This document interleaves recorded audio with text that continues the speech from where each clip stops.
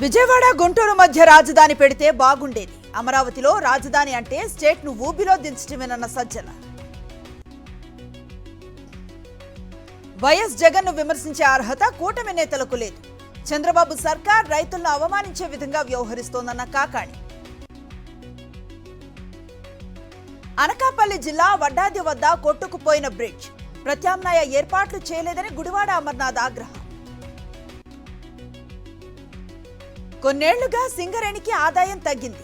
ఇతర ఆక్షన్లలో పాల్గొంటే ఆదాయం సమకూరే అవకాశం ఉందన్న భట్టి. భూపాలపల్లి జిల్లా మహాముత్తారంలో మంత్రి శ్రీధర్ బాబు పర్యటన. కస్తూరిబా జూనియర్ కాలేజీ నూతన భవనం ప్రారంభం. రంగారెడ్డి జిల్లా శంకర్పల్లిలో దారి దోపిడీ. స్టీల్ వ్యాపారిని బెదిరించి 40 లక్షలు ఎత్తుకువెళ్లిన దుండగులు. నాగార్జున సాగర్ కు స్వల్పంగా పెరిగిన వరద. 4 క్రస్ట్ గేట్లు ఎత్తి దిగువకు నీటి విడుదల. భువనగిరి జిల్లా కురెళ్ల పిహెచ్సిలో కలెక్టర్ ఆకస్మిక తనిఖీ. విధులకు హాజరు కాని డాక్టర్ను సస్పెండ్ చేసిన హనుమంతరావు.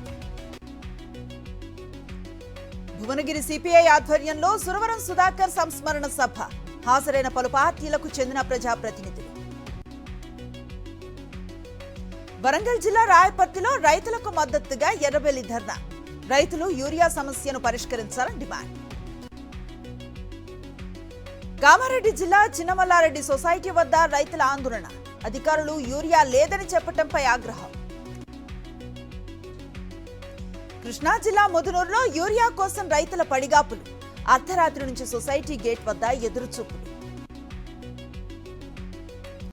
జోగులాంబ గద్వాల జిల్లా అరగిద్దలో అదుపు తప్పి పొలంలోకి దూసుకువెళ్లిన స్కూల్ వ్యాన్.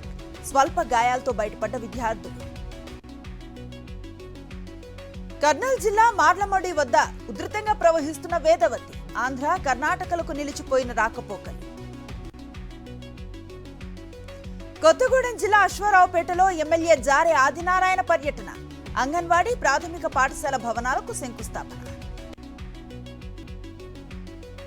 బోధన్ ఎస్బీఐలో 5 లక్షల చోరీ. కేసు నమోదు చేసి దర్యాప్తు చేస్తున్న పోలీసులు. ఆదిలాబాద్ జిల్లాలో గంజాయి లేకుండా చేస్తాం. గంజాయి రవాణా చేస్తే కఠిన చర్యలు ఉంటాయన్న ఎస్పీ అఖిల్ మహాజన్. రేపు మిజోరాం, మణిపూర్లలో మోదీ పర్యటన. పలు అభివృద్ధి పనులకు శంకుస్థాపన చేయనున్న ప్రధాని.